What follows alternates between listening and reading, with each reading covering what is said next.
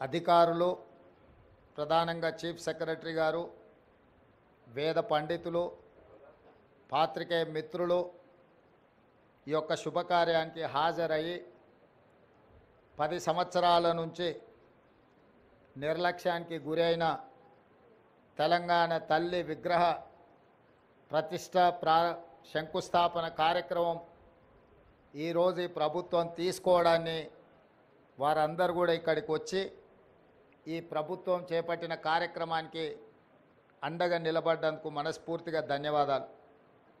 వాస్తవంగా ఈ కార్యక్రమాన్ని పెద్ద ఎత్తున చేపట్టాలన్న ఆలోచన ప్రభుత్వం చేసినప్పుడు వేద పండితులను సంప్రదిస్తే ఈ రోజు తర్వాత మళ్ళీ దసరా వరకు మంచి రోజులు లేవు, ఈ కార్యక్రమాన్ని ఈరోజు చేపట్టవలసిందిగా వేద పండితులు నిన్న సూచన చేయడం జరిగింది. అందుకే చాలామంది మంత్రివర్యులు ముందస్తుగా నిర్ణయించిన కార్యక్రమాలలో ముఖ్యంగా ఉప ముఖ్యమంత్రి గారు కేరళ పర్యటనలో ఉన్నారు. మిగతా మంత్రివర్యులు కూడా ఇతర కార్యక్రమాలలో ముందే వాళ్ళ కార్యక్రమాలు నిర్ధారించడం వల్ల పెద్ద ఎత్తున ఈ కార్యక్రమాన్ని ప్రభుత్వం ఏర్పాటు చేయలేకపోయింది.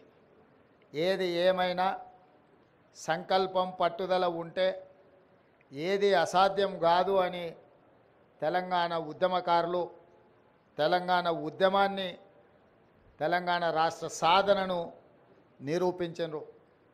వెంకటరెడ్డి గారు చెప్పినట్టు 60 సంవత్సరాల యొక్క ఆకాంక్షను శ్రీమతి సోనియా గాంధీ గారు ఇచ్చిన మాట నిలబెట్టుకోవడానికి వారి మాటే శిలాశాసనం.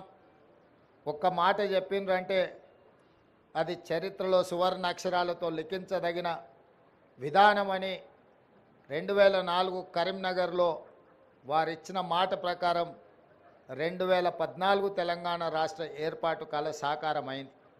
2014 నుంచి 2024 వరకు దాదాపుగా 10 సంవత్సరాల అధికారంలో ఉన్నవాళ్ళు ఎన్నెన్నో నిర్మించడం, ప్రపంచానికే ఆదర్శంగా నిలబడడం, చాలా విషయాలు గొప్పలు వాళ్ళు ప్రస్తావించడం జరిగింది.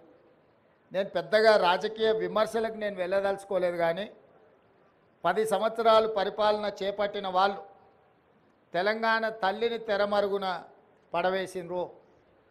ఎందుకంటే తెలంగాణ తల్లి కంటే కూడా వారే ప్రాధాన్యత, వారే తెలంగాణకు సర్వం, నేనే తెలంగాణ, తెలంగాణనే నేను అనే విధంగా గత పాలకులు వ్యవహరించినరు. ఆ విధానానికి కాంగ్రెస్ పార్టీ ప్రజలెన్నుకున్న ప్రభుత్వం ప్రజాపాలన ఆ పాత విధానాలకు విరుద్ధం ప్రగతి భవన్ పేరు మీద పెద్ద గడిని నిర్మించుకొని చుట్టూతా ముళ్ళ కంచెలు ఏర్పాటు చేసుకొని వందలాది మంది పోలీసుల పహారల మధ్యలో వారు భద్రంగా అక్కడ ఉండి తెలంగాణ ప్రజలకు ప్రవేశం లేదు అని నిషేధించిన ప్రగతి భవన్ను ప్రజాభవన్గా మార్చి జ్యోతిరావు పూలే భవన్గా ఈరోజు తెలంగాణ ప్రజలు ఏ సమస్యలు ఉన్నా స్వేచ్ఛగా లోపలికి వెళ్ళొచ్చు, అక్కడున్న ప్రజాప్రతినిధులకు అధికారులకు విన్నవించవచ్చు, ఆ సమస్యల్ని పరిష్కరిస్తాము అని చెప్పి గడిగా మారిన ప్రజాభవన్ను ఈరోజు వాళ్ళు ప్రగతి భవన్ పేరు మీద ప్రజలకు దూరం చేస్తే ప్రజాభవన్ పేరు మీద మన ప్రభుత్వం ప్రజలకు అందుబాటులోకి తీసుకొచ్చి దేశానికే ఆదర్శంగా ఈ ప్రభుత్వం నిలబడ్డది. అదేవిధంగా సచివాలయం తెలంగాణ పరిపాలనకు గుండెకాయ. తెలంగాణ ప్రజల యొక్క ఆకాంక్షలు నెరవేరాలన్నా, తెలంగాణ రాష్ట్ర అభివృద్ధి జరగాలన్నా ఈ సచివాలయం నుంచే విధానపరమైన నిర్ణయాలు జరగాలి, ప్రజాప్రభుత్వం పరిపాలన సాగించాలి, మంత్రివర్గ సహచరులు ఇక్కడి నుండే నిర్ణయాలు చేయాలి, ప్రజలు వాళ్ళ యొక్క విజ్ఞప్తులను వాళ్ళ యొక్క సమస్యలను తెలియజేయడానికి ముఖ్యంగా మంత్రులు ప్రజలకు అందుబాటులో ఉండాలి. ఇది సచివాలయ విధి విధానాలు.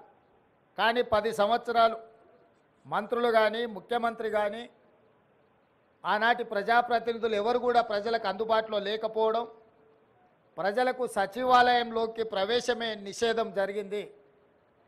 అదేవిధంగా తెలంగాణ తల్లి విగ్రహం 10 సంవత్సరాలు వాళ్ళు ఏర్పాటు చేయలేదు.